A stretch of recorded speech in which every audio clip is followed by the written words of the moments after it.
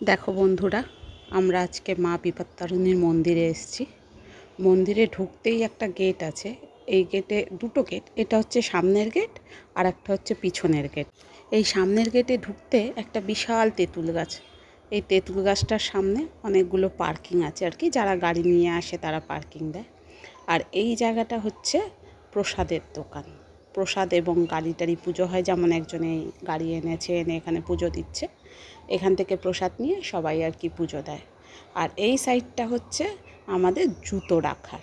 এখানে সবাই জুতো ব্যাগ দেয়, দিলে সবার জুতো খুলে ব্যাগের মধ্যে নিয়ে ওখানে রেখে দেওয়া হয়।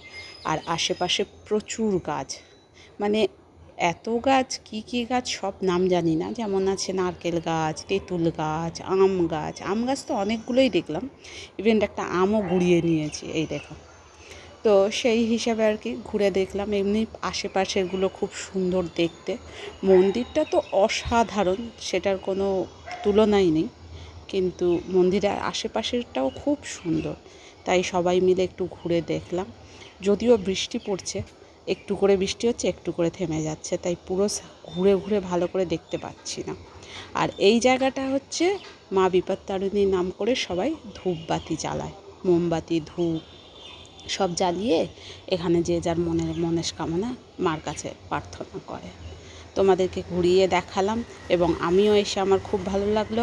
তোমরা সবাই সময় পেলে একবার ঘুরে যেও। জয় মা বিপত্তারিণী।